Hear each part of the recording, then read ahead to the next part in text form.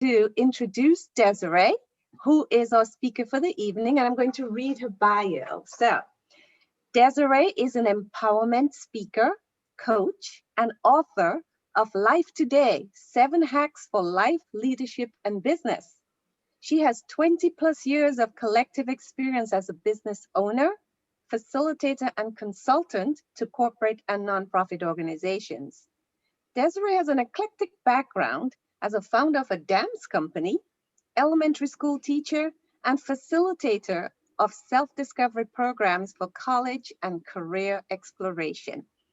She's a certified life and leadership coach from Academy of Creative Coaching and master graduate from Report Leadership International. So in addition to her many talents and offerings, Desiree is a coach and consultant for Franklin Covey, where she provides school leaders and their staff with training and implementation coaching services that result in shifting the organization's culture to one that systematically sustains an environment that cultivates leaders. And so tonight we're going to hear about an entrepreneur's mindset, and I'm turning it over to Desiree. Thank you so much, Margaret. It's always nice to hear what people say on these bios. I'm like, did I really do that? Thank you so much. I really appreciate that. And I'm so excited to be with you all today.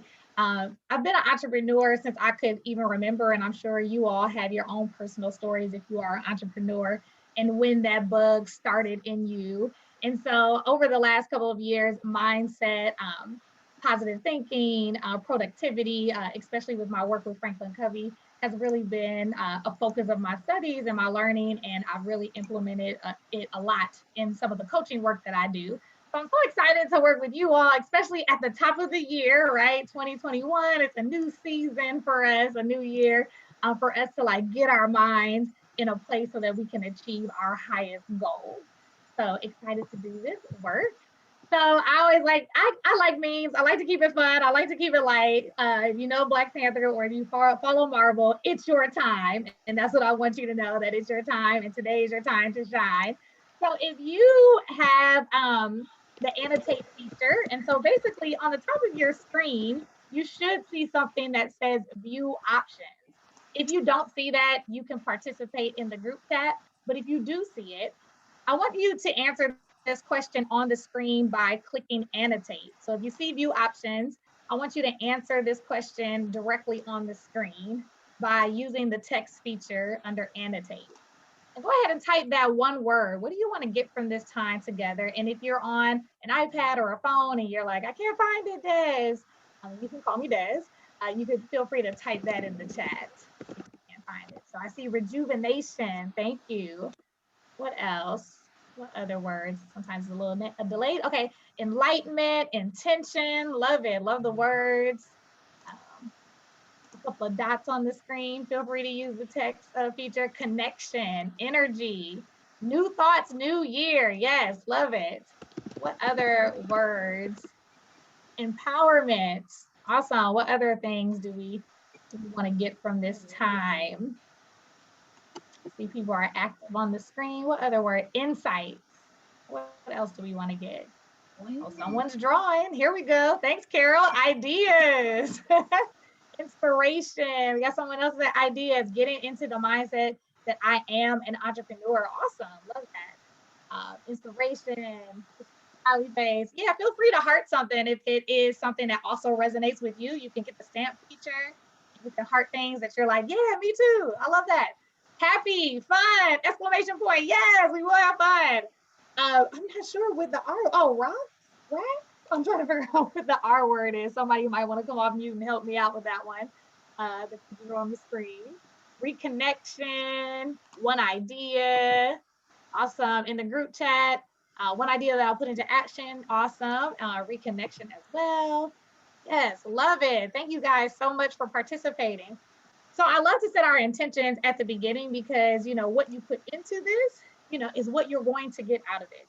So I want you to be conscious of the word that you put on the screen. And I want you to, throughout the presentation, throughout your conversations, throughout the time that you are doing your own self-reflection or that you're hearing from people, that you go back to that word and hopefully you find yourself getting what you intended to get out of this session, right? Starting with the end in mind in the beginning, all right?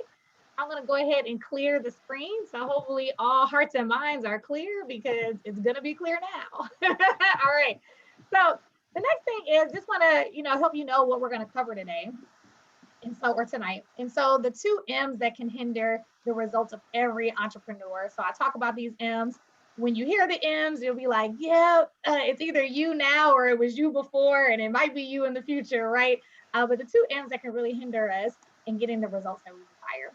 And then we're going to really cover discovering this biggest version of ourselves, because you are your business, because you're running your business. Everything about you comes with it. As much as we want to keep things separate, and there is the opportunity that we have to, don't mix business and pleasure. But the reality is we are one person. And so we kind of bring things wherever we go. And so how can we discover this biggest version of ourselves, or rediscover that biggest version of ourselves? And we'll also take some time and really think about those three things that really get in the way of the big you. When we think about this biggest version of ourselves, what gets in our way from actualizing that version of us in each day, in everyday life, in our actions, in our thoughts?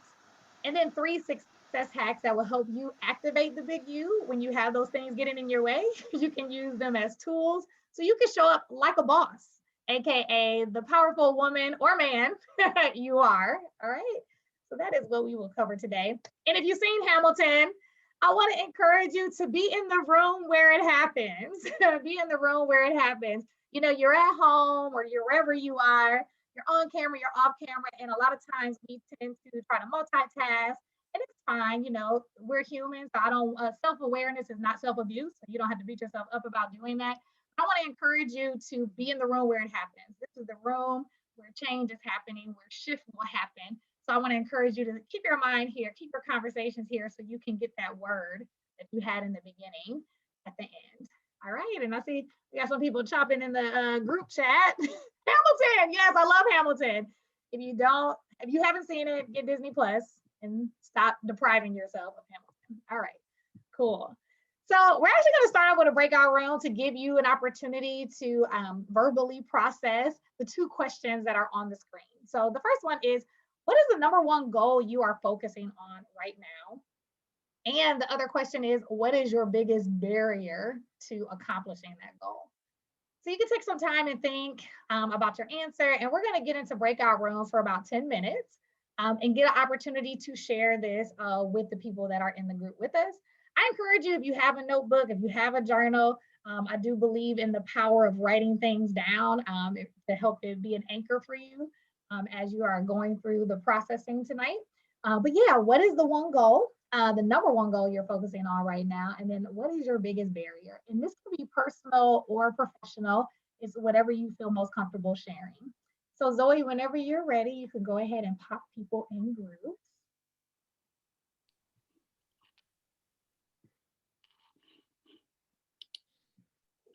And Des, if you don't want to join the room, you can just opt out of it. Yeah. Yep, I just did. Not now. Question. So please share, what is your biggest barrier? Again, you can do two ways. You can go ahead and go back to annotate and put it right on the screen, or you can throw it in the chat. What is your biggest barrier? If you can put it in a short phrase or in a word, what is your biggest barrier to what you desire to achieve? What is your biggest barrier? If you could sum it up, what would it be? Myself. Thank you, Elise. We have the same middle name, Elise. I spell it with an A in first. Myself. Thank you, Jane. Time and myself. Me. Any others? And if you feel like it's yourself and you see it on the screen, feel free to stamp next to it. If you like, yep, that's me too. I agree. Yes and yes and yes. Clarity. Thank you. So we got me, time, self, clarity, sales and marketing. Thank you. Understanding what I don't know. Thank you. Prioritization, shiny objects, right? The shiny object syndrome. Absolutely. Fear of the unknown or how to sell. Absolutely. Fear of the unknown, how to sell. Any others? And if you see anything that you agree with, feel free to put a stamp next to it. A heart, a check. Connections. Thank you. Time management. All right. So shiny objects, me, myself. We had a lot of myselfs and me's. We had a lot of time, right? The shiny objects kind of go with maybe some of that prioritization, right? All right, good. Thank you. So if all hearts and minds are clear, I'm going to go ahead and clear the board. So good. I really believe some of the things that we'll talk about or we'll go into will really help you with some of these biggest barriers, because like you have already articulated, right? Sometimes, a lot of times it's us and dueling priorities. Thank you, Charlie. A lot of times it is us, right, that gets in our own way. And so even when it comes down to time and prioritization, and I'll talk a little later about time, but just to kind of get us a little filler, you know, there's really no such thing as time management. It's a fantasy. There's no such thing as time management. There's only a such thing as managing your priorities. We can manage all the things we get. We all have the same 24/7. So no one's getting more than someone else. What we are doing is putting more on us than we actually need to, out of this false sense of obligation, out of this false sense of I have to get everything done versus getting the most important things to my goals done. So we could really benefit from prioritization versus looking at time in and of itself as the enemy, right? The enemy is us saying yes, yes, yes, yes, yes, yes, yes, yes, yes, yes, yes, yes, yes, yes. I can do that. I can do that. Yes, of course I can. We are the enemy to our time more so than time in and of itself, right? And so when we talk a little bit about productivity toward the end, you know, I'll share a little bit about some things we can do to help us say no more, all right? So one of the M's that gets in our way is our mind, right? So those M's. So your state of mind has produced the life you have right now. How you think about your ability to excel, the way that you think about whether if you have a fixed mindset or a growth mindset, your mindset, your state of mind, wherever you are right now, if it is in chaos, your mind has taken you there in some way. Now, that doesn't mean that things don't happen in our lives. Obviously, we're in a global pandemic, right? There are things that have come to shift the way that we typically see the world and do things in a regular, you know, time. With that being said, we'll leave that as that common denominator. We can also know that our mind can shift to a way that helps us become productive, even in the midst of chaos. And so the thought is like, well, how can we have our mind produce the life that we actually desire, the life that we actually want? And so if we can get in line with what we envision ourselves having and seeing, if we can get our mind to agree with it on a regular basis, we will actually move forward a lot faster and accelerate it than if we would ignore our mind and only focus on our actions, right? When we only focus on our actions, we can get caught in all of the do's, or sometimes we get caught in the do-do. It's just the do's, all the to-dos, right? When in actuality, it is our mind that is in the way of our do's. And so, you know, one example that I love to share is that a friend of mine, when I was in college, I had a lot of college loans, you know, that happened. So I paid off $83,000 in loans. And so for, that happens, you know. So I paid off $83,000 in loans. And, you know, one of my financial coaches at the time, you know, she always talked about how it's more of a mindset than it is actually a do. Because at the end of the day, you can get a budget. Like there's so many to-dos, right? We know how to save money. We know how to do it, right? Get the budget. Stop going to StarCrack. That's what I call it. Stop going to get Amazon off your phone, right? All of these things off. Like that's how you save money. And we don't do those dues because our mind says, I need Starbucks. Or our mind tells us that I'm never going to be out of this, so I might as well just pay the monthly and deal with it for the next 30 years, right? So it's our mindset that causes us to create the actions in our lives. And so we could, as entrepreneurs, or even as, you know, family members, you know, just as people, right, can get our mindset to adopt the systems of belief, right, that would support the actions that we desire to have. We will get the results that we desire to have. All right. So it's that attitude, the behavior, the action, the performance results, all those things together can be influenced by our mindset. And so, Franklin Covey, we have, if you've read 7 Habits of Highly Effective People, we have a system called See, Do, Get, and we talk a lot about paradigms. And so the thought is you get results out of your life based on the things that you do, and you do those things based on your paradigms or your mindset or your belief system, right? And so sometimes we adopt a poor belief system or a limiting belief system, or what I like to call BS. We adopt BS in our lives, right? Versus we can really adopt more of what's empowering, an empowering mindset that keeps us in line with what we actually want to happen. Because what happens is our minds are created to sniff out fear. And I know we've heard that often, right? And so, as humans, we sniff out fear, like we're designed to do that. And we need that. We need to sniff out fear to keep us safe. The problem is when we start seeing things that aren't really a risk as a risk. And so now we have a fear factor of things that aren't truly harmful.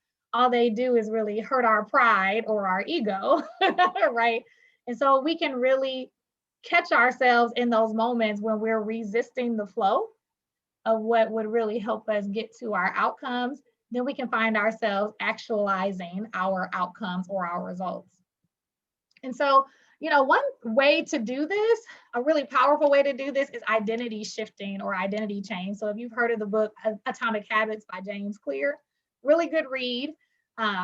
Downloaded on Audible. I listened to it multiple times and I feel like I'm in my way. But identity change is the most powerful form of habit change.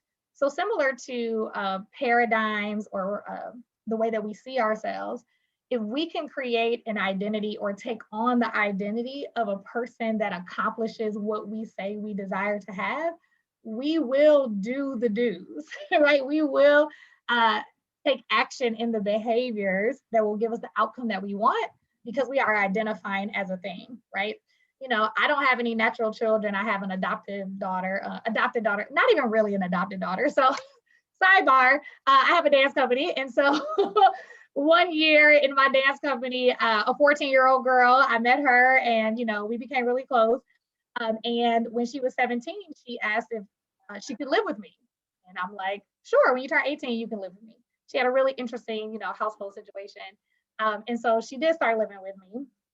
And she obviously is an adult now, but she always calls me mom, although I'm not her natural mom. And I'm glad she did, because about 5 years ago, her real mother died of cancer.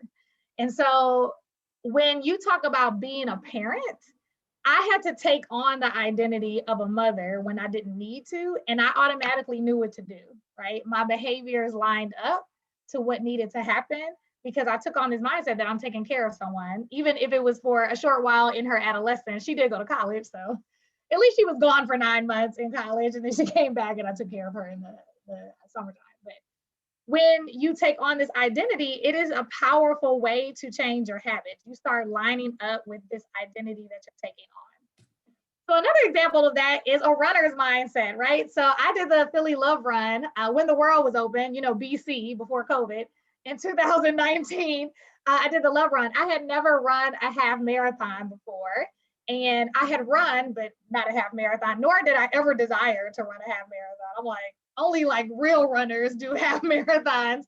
And I was actually watching the Philly Marathon around Thanksgiving, and I was Thanksgiving in 2019, and I was so inspired by watching people run, and even seeing people run while pushing people in wheelchairs. And I was like, this is amazing. Like, what's my excuse, right? And so I decided that I was going to run this half marathon. And so I had to develop this runner's mindset. I started looking up marathon runner workout routines, and I started wearing compression socks.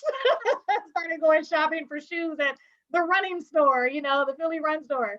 So I had to do all the things, but what's interesting is, making a decision to take on this identity, I started doing the actions and I got the results, right? I became someone that actually completed the half marathon. I just finished it, guys. I didn't die, obviously, right? That was the goal, to finish it and not die.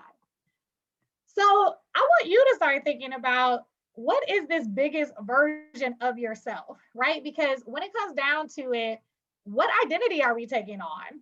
Are we taking on the identity of an abundant entrepreneur that changes the world with whatever it is that you are serving the world with? what are we taking it on? What identity are we taking on? Are we really writing out what the biggest version of ourselves are? And the thought is that it's your definition. You get to decide what it is, and there is no shaming what that means. You know, sometimes I call it the internet streets. Sometimes in these internet streets, you know, the shiny object syndrome happens, right? And we look at all the other people on LinkedIn and all the things, and we see them, you know, having these revenue goals, and we're like, oh, I must suck because I'm not making $25 million a year, or I'm not making, you know, and their goals become our goals. But is that what we even want? Is that what we even desire, right? So how come, and that doesn't make it wrong, you know, hey, there's nothing wrong with a $50 million, you know, revenue goal or $250 million revenue. There's nothing wrong with those things. The question is that what you desire, right? And are you creating an image of your identity that is the big version of what you desire, whatever that is?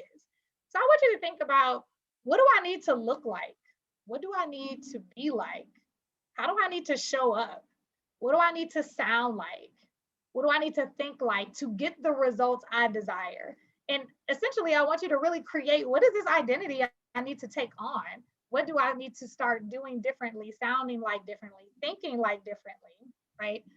To be able to actualize some of these goals that I desire to have. So if you have a journal with you right now, and in our next breakout room, you'll be able to share a little bit about this. I just want you to take about a minute or two and jot down maybe some thoughts that come to you right away as you read this question on the screen. So I want you to take I'll give you 2 minutes or 3 minutes. And I just want you on your own to go ahead and answer, you know, this question, and just whatever comes up to you. Just want it to be a free write for you for like 2 minutes. And I'll time us, Zoe.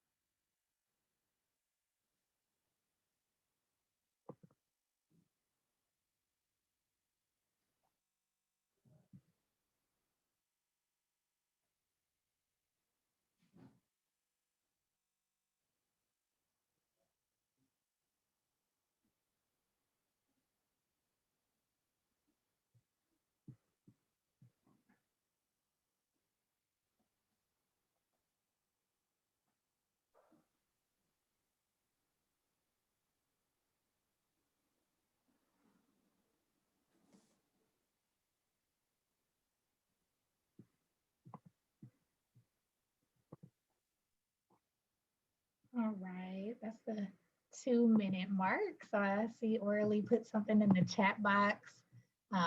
Tall, straight, open posture, clear voice, succinct language. Thank you for sharing. If anybody else wants to share, you know, maybe some things they jotted in the chat box, you totally can do that right now if you desire.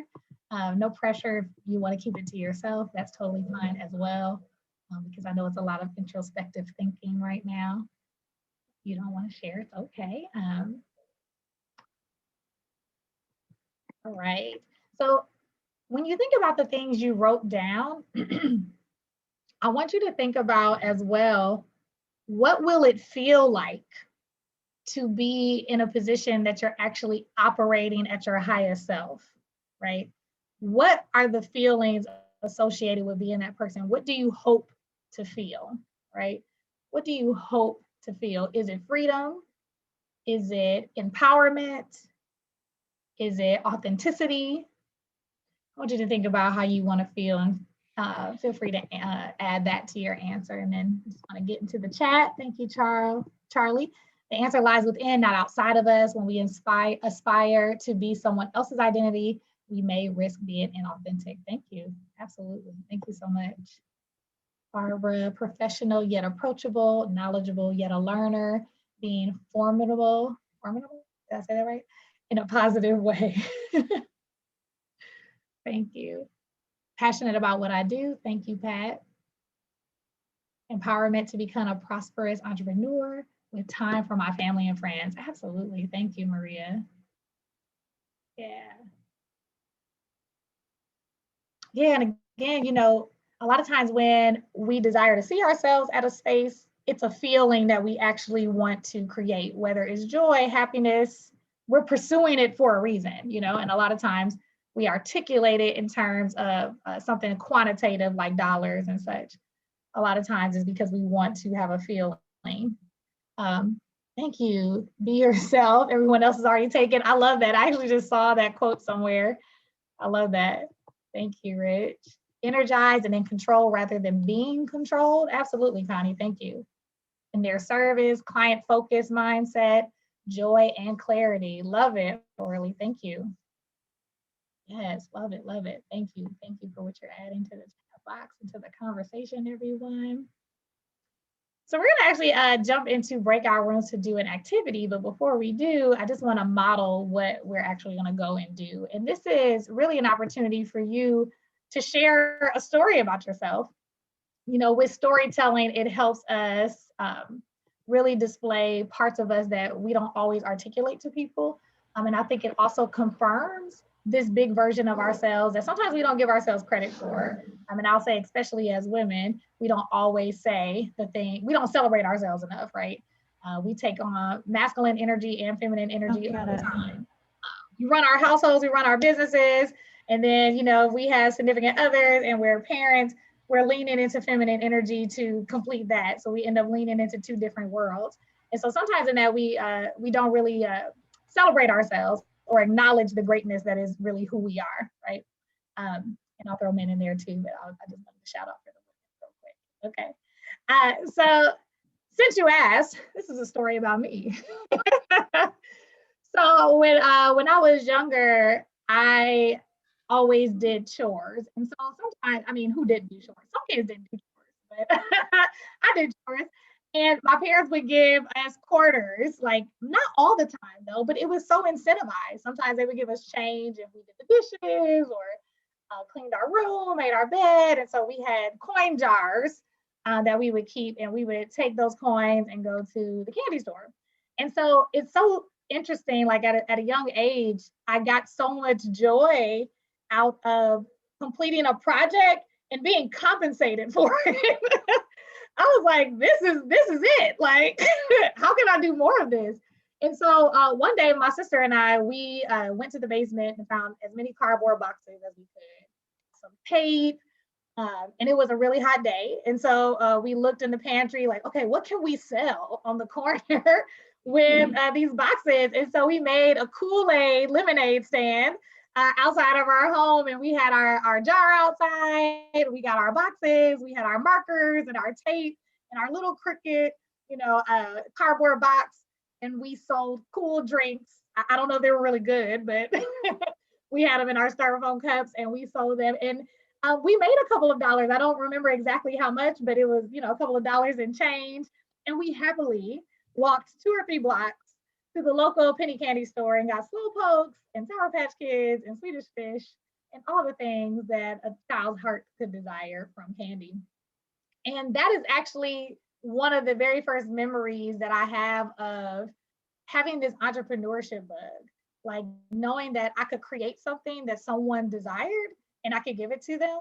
And then I would be compensated for it, but it was not even like the compensation so much, but what I was able to do. Me and my sister, we took a walk, we had an experience from collecting change selling Kool-Aid and lemonade. And so when I think about the things that I desire to do now in my entrepreneurship journey, and sometimes I question myself, or I wonder if I have what it takes, I go back to this little girl.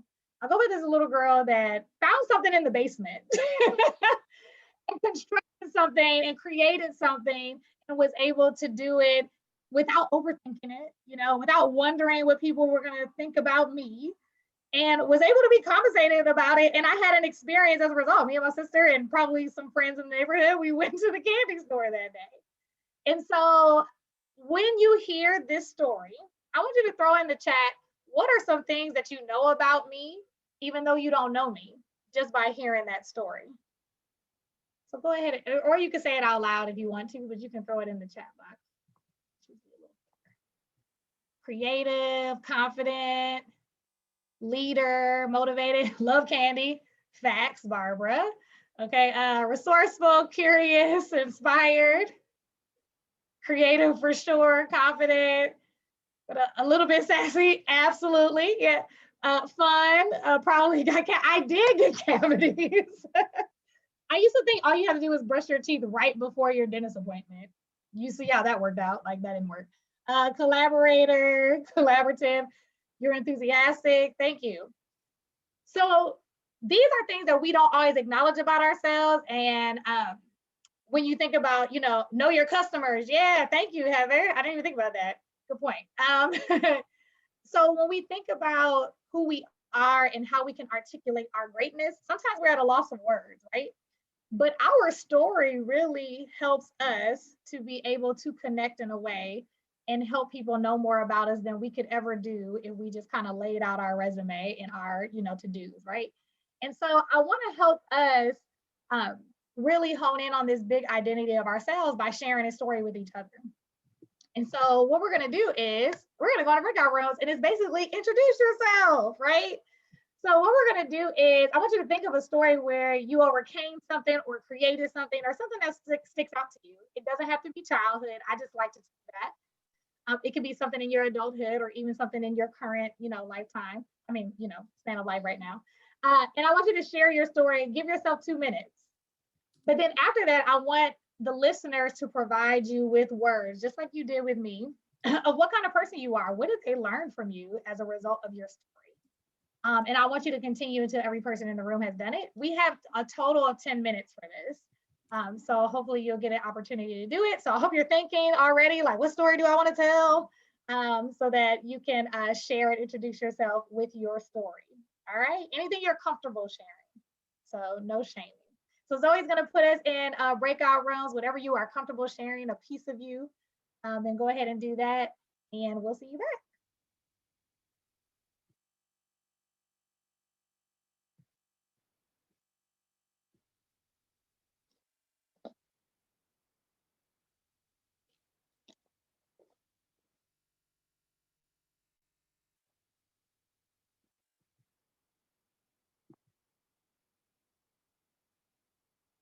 Oh, thanks, Robert. Oh, he's gone already.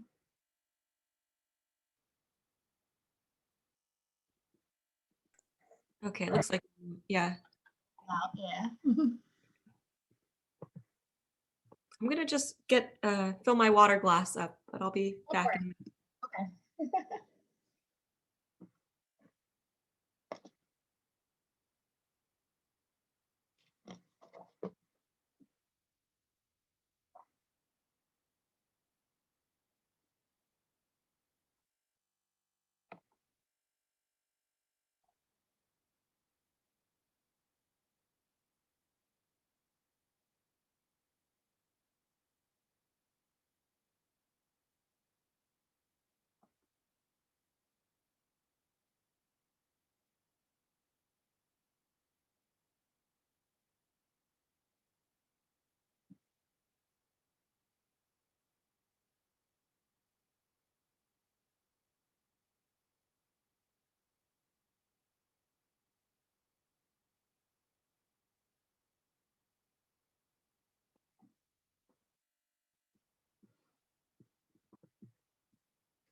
How do you feel like it's going?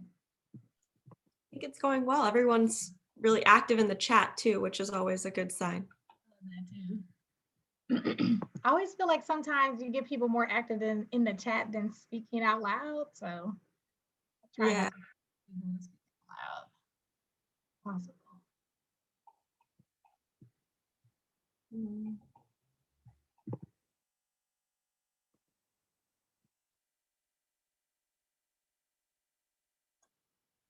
Fast. Good. Wow, it flies by. That was the shortest 10 minutes I've ever had. Really? Yeah. Well, Bob, you talk a lot, so that 10 minutes to you is like, Yeah, thanks, Marie. What he shared was that he and I are the same age. Oh my God. Don't we have to keep it nice for our two new yeah, members? yeah, we will. And our guests, let's not forget our guests. What will they think? Right. As being in the breakout room with Bob, I wouldn't trade him for anybody. So I love it. I love it. Well, does anybody want to share like their insights or yeah, just your insights? What are your takeaways from this? hey, Des, can we talk about somebody else and share a highlight? Yeah. So I want to call out Heather because I think she does something we all do. She was sharing her story that there was lots of chaos around her, and she held the course. She was the reliable, dependable, kept everything moving, and yet she apologized to us that it took a while to tell the story, and she was very modest. And so I think she did a phenomenal job, and that she has to make sure she doesn't undersell herself. That, I mean, really, she deserves a pat on the back. She was the shining light at this place. And I know some of the players, so I can speak personally. And yet she was very underappreciating what she did. So I want everybody to know she's fantastic and should be celebrated for being insightful, dependable, calm amongst the storm, and a great person to have on your team. Awesome. Thank you. Yes. What a great deposit for her. Thank you. Anybody else want to share about someone else or themselves?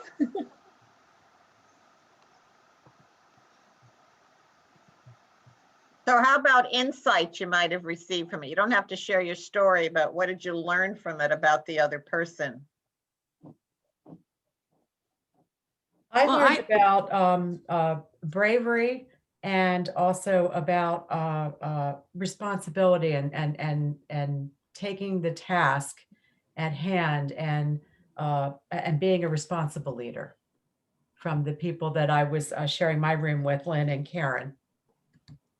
Yeah, I would reiterate the bravery, the courage part of it. That came out strongly in my triad as well. Yeah, mine also. The women were, I had two women in my room and they were both fearless. And I thought that was, wow, interesting. Fearless is a good way to describe Erin, as well as empathetic. And Raj is resilient and confident. Thanks, Rich. Well, creative and generous came out of my room with Lynn and Connie. Thank you. Rich got tough out of me and Erin. That was a great story. And kudos for 45 years of marriage and going strong. Thank you. Thank you. I'd say from our group, Bob shared some real examples of how he actively changed his mindset, like processes, really tactics that he used that just give me ideas of, well, one, shows me the impact, how much mindset matters, and then two, how much you can control it and you can influence it. Thank you. Anybody else? My group with Carolyn and Georgine, we had collaboration and getting things done, seeing what needs to be done and getting it done. Good. Right. I love how our personal stories speak and how often we don't always share them, right? And it may be because of maybe what space we're in or what have you, but there's so much power in our stories. And my hope is that you take away from it the observations of others, and then that adds to who you may have doubted about yourself or confirmed who you truly are. given even that small snippet of who you are. I think we could benefit from some of the words that were spoken about us in our own story and really take it as evidence of who we truly are, the greatness that we definitely have inside of us that we might not always acknowledge or share or display. And my hope is that you take those words and begin to display them and begin to share them in ways that don't just benefit your professional life, but they can, but benefit your personal life. And so, yeah, go ahead. I want to ask you a question. Have you found a difference between guys and gals? You know, women being taught to be more humble and to kind of, you know, be quiet, just be seen but not heard, kind of shy away. So even when you want to stand up and say, I'm the one that solved that problem, you can't. You know, like you give credit to other people or whatever, whereas guys are taught to speak up, be brave, be in the space. Does that affect how we see each other and see ourselves? Yeah, thank you, Lori.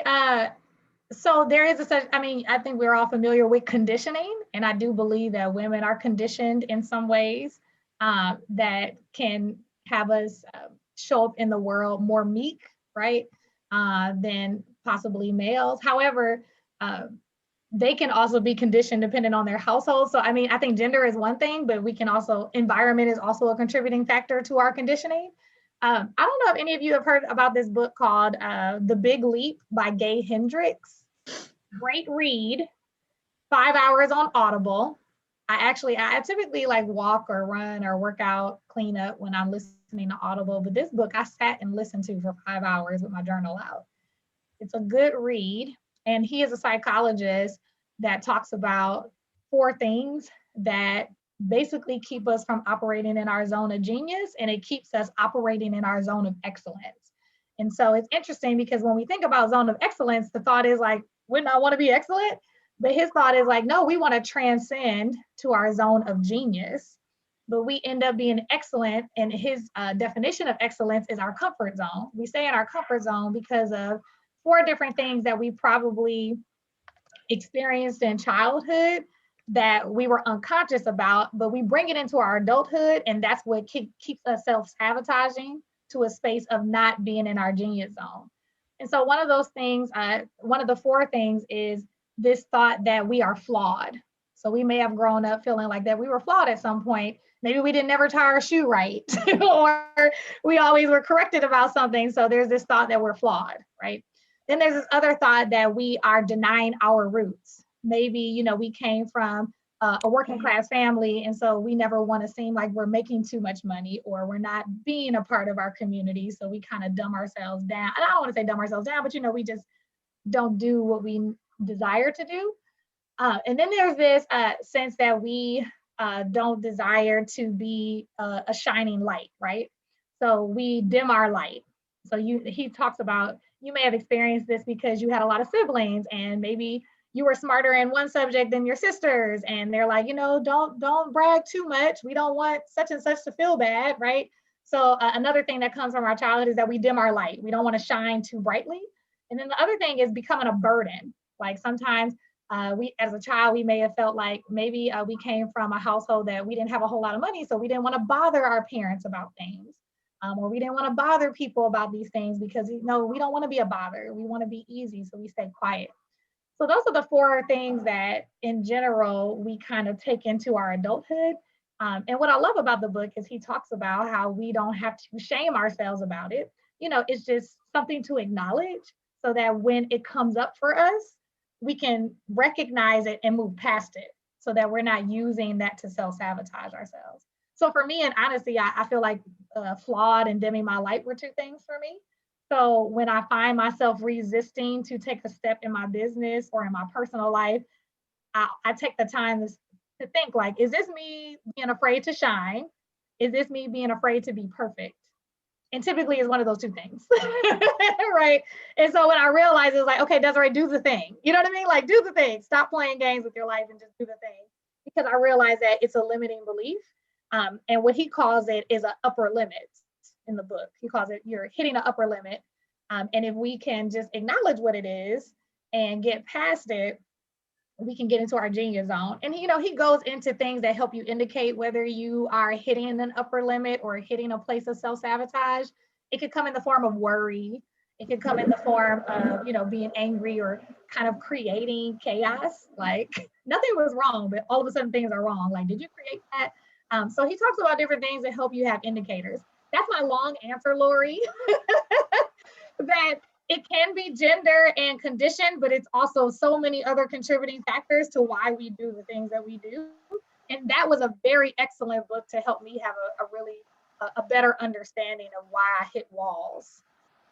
Thank you. So Desiree, I just wanted to mention something. The men I've spoken to, and maybe some of the wonderful men on our call would like to comment on this. They too experience the same things that we do as women. So I don't think it's just a woman thing. I think it's also a man thing, and men doubt themselves and have these same feelings. Maybe they don't project it as much out in public, but the men I've spoken to seem to have the same kinds of feelings I have. So I don't know if anyone man on the call would like to comment. Well, you're absolutely, yeah, I've got enough. You're absolutely right. And then we get the double whammy of being told that, we can't have, I'll say feminine for lack of a better term, feminine feelings. We can't cry. We can't be sad. We can't, they said that I was tough. Well, that's what we're expected to be. You can't be not tough, right? Good point. Thank you so much. Thank you for sharing. Yeah, and absolutely. Desiree, I just wanted to say that when you showed the slide of your childhood and then talked about, so some of our childhood and our experiences and values that we were taught in our home have informed our best, have created our best selves. So one of the things we talked about in our breakout session was kind of getting in touch with where your talents come from, which we don't actually think about a lot, I think, in our businesses every day. But we should celebrate, like, for example, Karen had jumped into a situation where they needed somebody to just in that moment do the work, sort of organize people, and of course that's a talent she must have learned along the way. So kudos to Karen. And the thing is childhood wonder is something that we forget about as we get older. And when we are children, it's like there are no limits, right? And we think about ourselves differently. Definitely depending on, again, environment, right? There are other contributing factors. We can have trauma in childhood as well. In general, children are encouraged to imagine, encouraged to vision, encouraged to have this childhood wonder. And I believe that if we go back to a place, and the story I told, I just started telling in recent years, but I actually had to spend time remembering, some of those things. And it adds to your story. I think Charlie said facts tell, stories sell or something in the chat. And it's a fact, especially as entrepreneurs. I would even encourage, how can we draw back from some of those stories and use that even in our marketing material? Because even it sells, but it also serves. It gives you the opportunity to be in front of people and for people to know more about who you are. And it's fun to tell stories. Put fun back into your business. All right, it's fun to tell stories. As kids, if you look at a room full of kindergartners and ask who knows how to dance, every hand in the room goes up, or sing, or any other thing. Their kids are limitless until we start putting limits around them. I tell a story from second grade where the teacher held up a drawing that someone had done in the class and said, "There's somebody who knows how to draw." The implicit message was that the rest of us didn't know how to draw. So we get things from a variety of sources that impact us.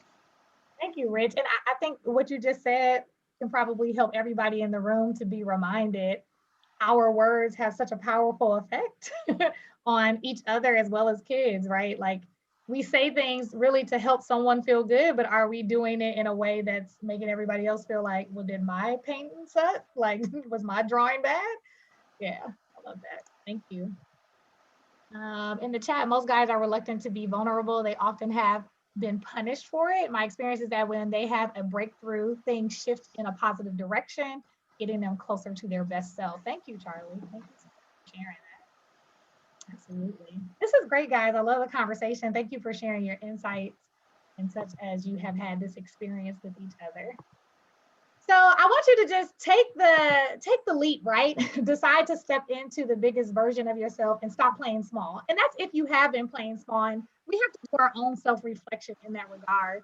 Have we been playing small? Have we not acknowledged the greatness that we are? Have we been sharing the greatness that we are? Have we been stepping into that? Has our mindset been supporting that? How we show up is how they show up. And who is they? The people that we lead, the people that are on our teams, right? Our clientele is a reflection of how we show up. So how do we do this? We do it one decision at a time. So every day deciding, setting our intentions to show up in this identity of this biggest version of ourselves. And how can we be consistent with power? And so of course, there are going to be days where you feel a little mediocre about yourself because we're human, right? But how can we be consistent with power, with feeling, with drive, right? So that we can actually step into the energy of this biggest ourselves. All right, so we're going to go ahead and move on to some of these things that are really keeping us from the biggest version. And I think we've articulated some of those things when we talk about barriers. But one thing is we are looking for confidence. And so sometimes we are looking for that mojo to give us the drive to step into this biggest version of ourselves. So we're looking for it all outside of ourselves. And the other thing is that we don't know what success looks like. Sometimes we don't step into this biggest version of ourselves because we are directionless, right? And sometimes it's because we're looking at shiny things or other people's definition. So how can I know my own identity when I am looking at everyone else's projection of what my identity should be like? And then this last one is that we worry about what we don't have. Like, well, I'm not like this person. I'm not like that person, or I don't have this skill set, or I didn't grow with this, or I didn't have this background. We worry about all the things that aren't a part of our story, right? But the truth is, and this is success hack 1, that confidence comes when you decide. So when you say you want to start a business and you click yes, that's when confidence comes. You start doing things, right? And I'm sure you all can think about a decision that you made, and you may not have had all of the knowledge, but you did have this inner why of why you decided to do it, enough for you to start making moves, start gaining momentum, started making the decision.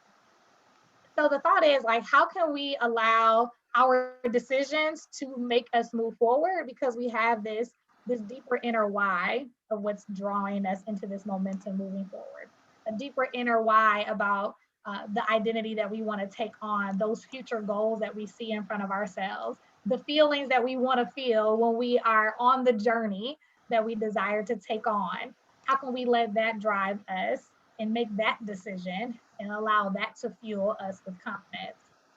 And so the thing is, if we allow ourselves to take the action, that's what's going to help build confidence.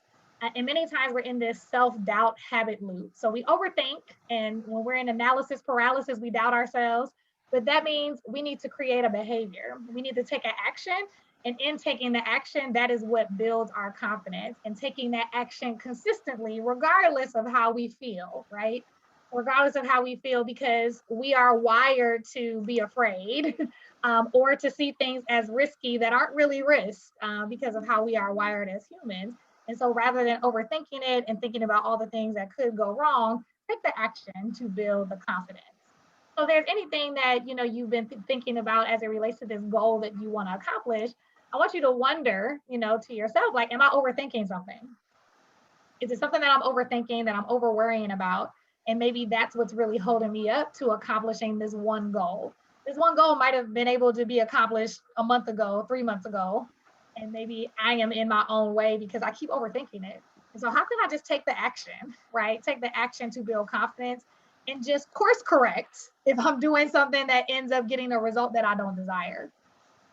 All right. So when I have success is, my wondering is, what is some words or definitions when you see the word success, and you can annotate this, when you see the word success, what's your definition? What do you think success is? So go ahead and put it on the screen. When you think success is, like, what is that? What does that even mean? You can use the annotate feature, or you can drop in the chat.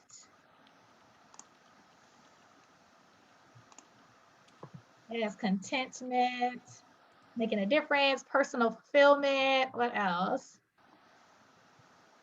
Contentment, personal fulfillment, making a difference, feeling accomplished, feeling great, productivity, your personal satisfaction, simple joy, happiness and legacy. Love this.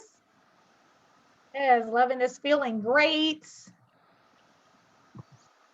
Happiness in the chat box. What else? Helping the most people possible, the go-giver. Yes. Prosperity, achieving the goal, and knowing that I provided value. Love that. Having a positive impact on others, achieving the goal, and okay, I said that one already. Fulfillment. Yep, so we got that. I got some hearts and some stamps on some of these. Awesome. Thank you, thank you, thank you.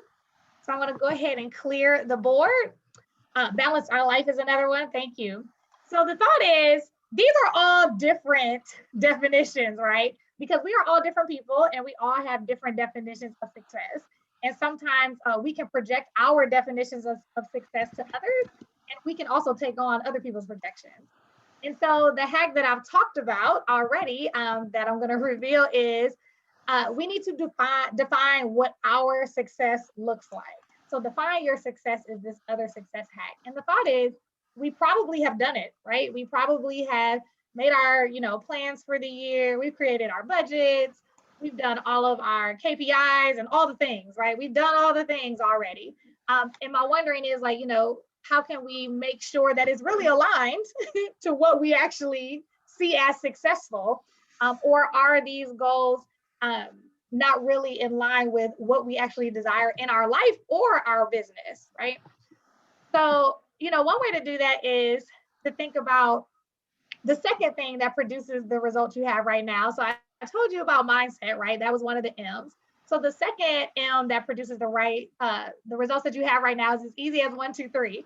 And so I mentioned it here because sometimes our success gets tied up into someone else's math. And so I like to say the other M is math, and math means money.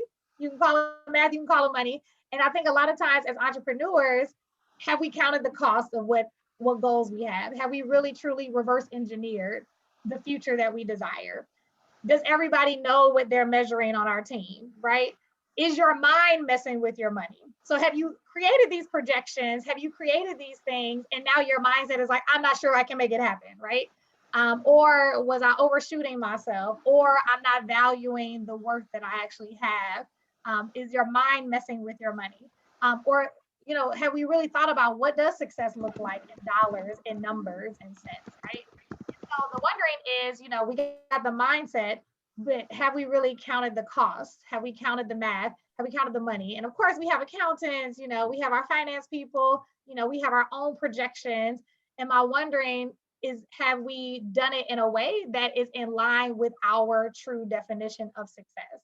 And that's when I think about definition of success, I think about it qualitatively. How do you want to feel when you get to the end? What do you want it to look like? All those questions we talked about earlier.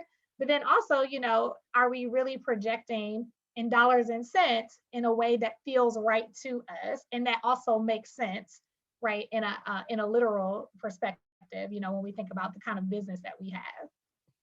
So then this last success hack is you have everything that you need.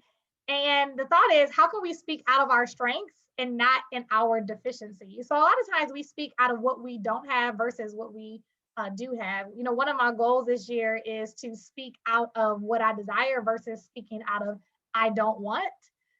Because I realize I say it a lot, like, oh, I don't want this to happen, or I don't want this. And so my whole goal this year, I have friends, I have accountability partners that hold me accountable and correct me if I say it. But how can we speak out of what we actually desire or speak out of our strengths and know that we actually have everything that we need? And what's interesting is that even in Beacon, you have everything that you need, right? There are people that you can talk to, right? This go-giver community. You have everything you need, even if you don't necessarily have it. You're surrounded by people that can really help you accomplish the things that you have going on in your life. And so how can we just know that we have everything that we need, not just from our story, because the story that you shared in your breakout rooms is also an indicator that you have everything you need. You have the determination, you have the strength, you have the creativity, you have all the things, right? These intangibles. this grit. You have the things that you need, and you also have the resources that you need by even being in this room, right? So I always like to tell my clients to start a rumor about the things that they have. Your story is a part of the things that you have. The results that your clients have gotten from the work that you've done over the years collectively or right now, that's something that you have. How can you start a rumor? How can you go all out and just, I call it humble brag, but humble brag about yourself and the things that you've been able to help create over the course of your life and the results you've been able to help clients create. How can that add to your story and just really help anchor you in the fact that you have everything that you need? Some of those that are starting businesses right now and maybe having apprehensions, it's like, you know what, you have what you need. You have your story, you have results that you have given people already, you have resources around you, you have everything you need. Start a rumor with what you have right now. And as one of my coaches says, appreciation appreciates. So the more that we take what we have right now, it grows and grows and grows versus sitting in this mindset or in this space of, I need this, I need that, I need this. You may in fact need things to build capacity and to scale your business. What you do have are resources. What you do have are things that can help you attain those. So I just really want us to sit in a place of how can we start a rumor about the things that we already have and use those things to help us continue to be great. So those are the 3 hacks, right? Confidence comes when you decide, define your success. You have everything that you need. So go ahead and put a stamp. Which hack are you prompted to use, or which one resonates with you when you think about, okay, I could use that, or that was a good reminder. So go ahead and use the annotate feature and put a stamp next to it, a check, a heart, an X, whatever you desire. Put it next to it. Yes, Liz, small brag. I love that. I'm just now seeing that. Yes, love it. Yes, love it. All right. Yep. Confidence comes when we decide. Couple people on. Yep. Defining our success. We have everything we need. All right. I got a couple folks there.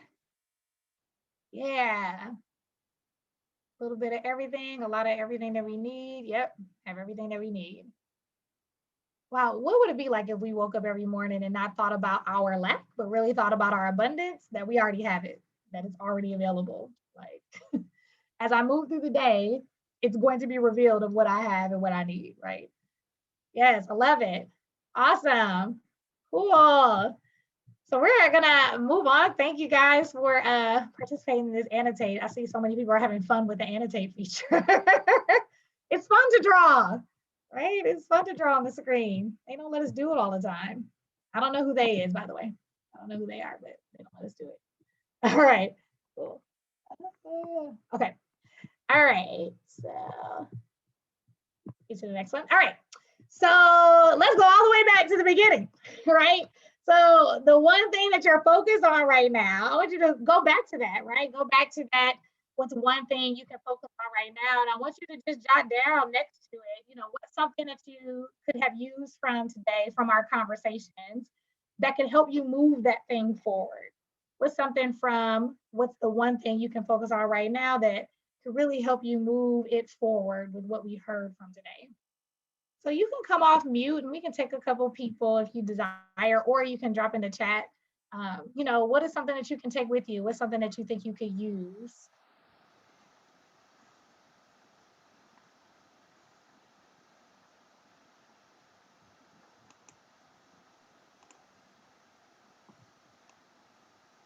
I think one of the things is that I like your thinking about your strengths rather than your deficiencies. It's so much easier to think of things we don't have. I think sometimes I'm awed by people saying, well, oh, I couldn't do that. You're so great. You could do that. I'm like, no, that was easy. It didn't take any effort. It comes naturally. So I think I discount it and I focus on the things that are very difficult to achieve. And so they get so much more of your time that I think that's why we probably focus there. Yeah, I like that one, Lori. You're right. One of the things I thought, Desiree, was I liked, it just seems so obvious. I don't know why I didn't think about it before tonight, but I like the fact of telling your story. And, because we have clients that we've done well for and we've had successes. And or jobs we've done great at. So telling our story to others, I think, is important. And building on Maria, I love the way that you said start a rumor. I think that's a very clever way of thinking about it. It catches.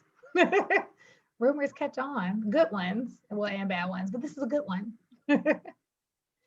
Right. I think, you know, it resonates to think about what you're good at and leveraging that when you're experiencing a challenge. I do a lot of work with appreciative inquiry, and it's all about focusing on what's working, what has worked, and how can you capture that and use it in your current situation. I think we all, you know, worry, I can't do this, or I wasn't good at this, or, you know, I might have failed at this in the past, but what else have I succeeded at that I can bring to bear now?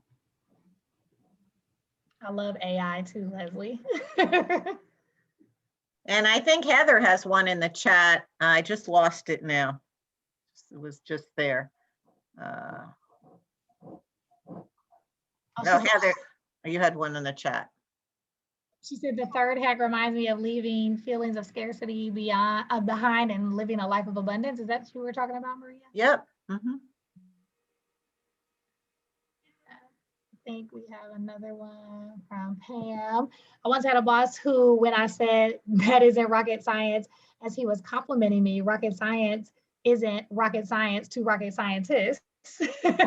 That has always stayed with me, as sometimes you don't recognize that not everyone has the same superpowers that you do, or even what your superpowers are. That's great. I love that. I love that line. Charlie, we all have more within us than we know. Finding and sharing our superpowers creates an energy that draws the right people into our lives. Absolutely. I love that. All right. Oh, we got something else in the chat.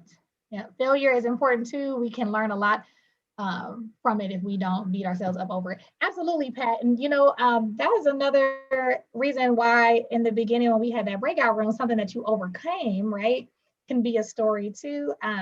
So with my clients, I do this activity called Uncover Your Dopeness. And dopeness in the Urban Dictionary means awesomeness. And so I tell them to uncover the things that make them great, right? And storytelling is one way that I have them do it. And Pat, what you just said is I say, and always dig the mistakes, things that really, you know, kind of like had you in the dumps, because you're right. Like we beat ourselves over about it. Sometimes we don't want to share it, but some of those are the best stories I've heard from people about the things that they've learned from and their mistakes. Like our mistakes help other people know that no one is perfect in this entrepreneurship game, right? No one is perfect. No one, not even the biggest companies and the people that we admire. Everyone has had the ups and downs. In fact, there's a story I've told people that there was an owner of a small dairy who wanted to expand, and he had meetings with his people, and he said, I want to hear, what did you fail at? And the first meeting, no one said anything. And he says, that's a problem. If you haven't failed at something, you're not trying hard enough. And I want everybody to come to the next meeting and tell me something that failed. And I thought, what an incredible way to be able to think about it and to realize what it means to success. Mm-hmm. Pam says, I have a colleague who keeps a failure diary, and if she doesn't have enough on it at the end of the year, she thinks it was a failure. Wow, I love that. Awesome. Great share. All right. So this is our last breakout. So we're coming toward the end. And so when we think about that number one goal, I want us to think about how can we do it? And so this is when I'm coming back to, I know time and ourselves were the top two answers when we think about barriers. And so, you know, these are some thoughts as it relates to time. You know, what are our highest priorities aligned with that goal? So when you think about that goal, what are truly the highest priorities aligned with it? Then I want you to think about, well, how can you create boundaries around time eaters, right? So when we talk about the 7 habits of highly effective people, we talk about put first things first. And so we talk about these 4 quadrants that own our time, right? And so there are two axes, and one is the things that are important, right? And the things that are urgent. And so when we think about time eaters usually come from things that are not important, but seem to be urgent, right? And a lot of times things are in this not important, but seem urgent area because they're other people's problems or other people's highest priorities that kind of get imposed on you in some way, right? And so obviously, it may be imposed by, maybe your biggest client. It may be imposed by, people that live in your household. And it's okay to spend some time in this not important, urgent section. The thought is, if you're spending 80% of your time here and you're not really contributing to your highest goals, how can you create healthy boundaries around those time periods? The other thought is like, how can you block your highest priorities in small chunks? So sometimes we do 3-hour blocks. I don't know if you've heard of a 12-week year, but he talks about having those strategic time blocks that are like 3 hours and such.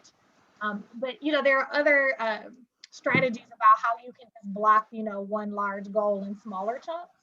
And then, the other part is, how can you know that you are actually in control of your time and you can create your time? And it's interesting because we get the same 24/7. In essence, we can create what time looks like for us. Suddenly, when we get really focused on these highest priorities aligned with our goals, we start creating boundaries. We start seeing what's possible. And suddenly, time just looks like it's just not as big of a factor. So if we can really hone in on that question one, right?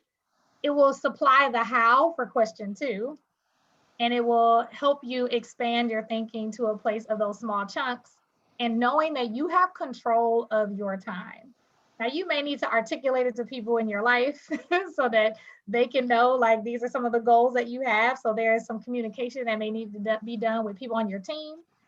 In essence, you can create the time that you need to focus on your highest priorities. So we're gonna go ahead and break out and go and break out rooms for about 10 minutes. Make sure we might have to do 5 minutes. I think we're getting a little tricky on time. But about 5 minutes. So we're gonna cut it down a little bit, Zoe. And we're gonna do our best to solve world hunger in our breakout room around, how we can do our goal and make it a priority and get it done. Knock it out of the box. All right. Go ahead and we're gonna drop into our breakout room. So feel free to answer these questions.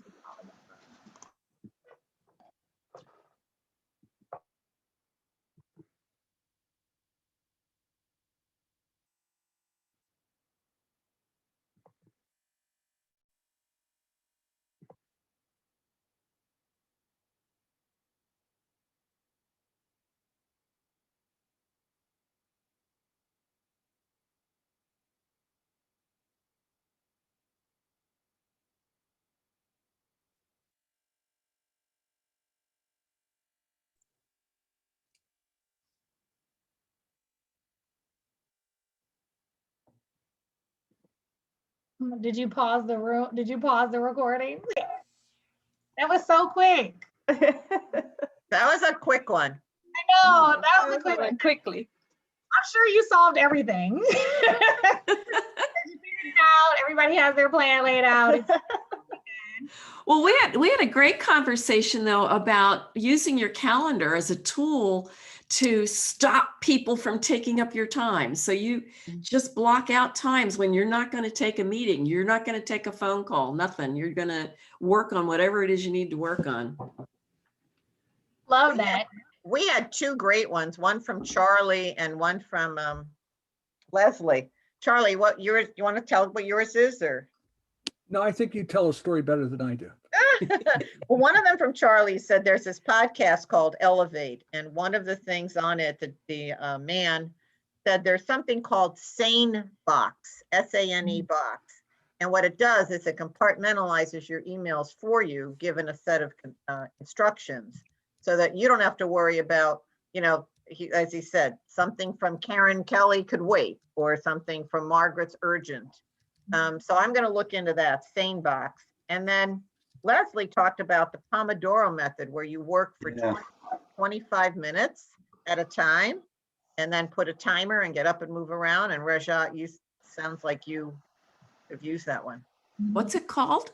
Huge fan. Pomodoro. Pomodoro method. Pomodoro. Like tomato in Italian. Italian Gotcha. for tomato. Yeah, now I'm hungry for spaghetti now that you said. Why don't you put those in the chat box so we can make a copy of them? It's do there that. already. Zoe just did that. Oh, Zoe's way ahead of us. Okay. If you like Great, thanks, Zoe. I really like the passion planner, and a friend of mine just started using the productivity planner. If you're into writing planners, both of those have been ones that I know are really good. I wanted to comment, I think Jane, you said something right before the in the chat box, and I missed it until before you went in there, but I wanted to address it. That sometimes when we set boundaries, you know, others are not positive about it. And I totally agree, like, especially in this not important, but urgent to you, right? These other people's problems. And so, you know, my question would be is, how can we communicate our needs in a way for people to understand why we're making those boundaries, right? If we can communicate our needs in a way to help people understand, a lot of times people are not as apprehensive about the change. I mean, nobody likes change. That's just what it is. And especially when we have taught people how to treat us by our actions, right? They really don't like it. Like, wait, what? You're not gonna do that for me anymore? You're not gonna let me come to your office and talk to you for like 30 minutes, you know, while you're meeting? That's not gonna be a thing. So when we're having our own shift, how can we kind of keep our feet in the ground and just actually push ourselves? So this is another, you know, Stephen Covey situation. Seek first to understand, then to be understood, right? How can we force ourselves to stay in that direct communication mode and really just kind of lean into that, versus what we typically do is just kind of let it go. Like, okay, whatever, I'll just do it. And then we get back into our cycles. And so we just almost have to like lean into standing our ground when it comes to the boundaries that we create, especially when we're creating a shift and change or in habits, because habits are hard to take on. Make it personal. Say, I need time, right? Not you need to stop interrupting me. It's got to be about what I need. Absolutely, Rich. Thank you. Yeah. So we're getting to the end of our time. This was so good. I loved all the participation. You guys are awesome. I'm gonna just share my one last slide, so I won't PowerPoint you to death. Death by PowerPoint, you know. So these are those things to remember, that our mindset produces the results. So even some of the things that we talked about tonight, if you found yourself saying but, or if you found yourself saying what if, I want you to lean into those what ifs and let yourself take yourself to those worst case scenarios, and then think about like, well, what am I gonna do if that really does happen? And know that if you have a deep enough why, you are going to figure it out, and you're not gonna let the thing that maybe this worst case scenario keep you from excelling in your business and in your life. And so when we talk about this mindset produces our results, you're going to, and you probably already have experienced the buts, like, well, but, or what if, right?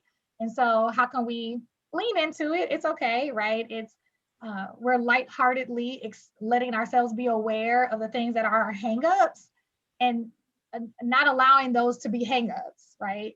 They happen, we acknowledge them, and we keep moving forward into our genius zone, right?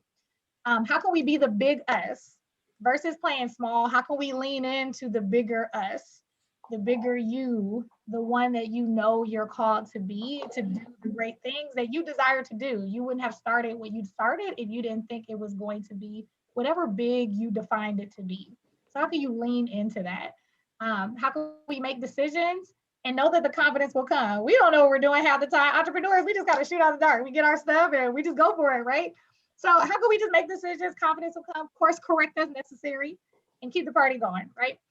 Define what success looks like. And I have DYMY, don't yuck my yum, right? Whatever my success definition is mine. Whatever is yours, right? Ignoring the shiny objects and really leaning in, get into that quiet space so that you can define what success is for you. And then lastly, remember, you have everything that you need. I really want you to take a survey of your resources. inside and out, internal and external. Inside meaning your story. That is a part of everything that you already have.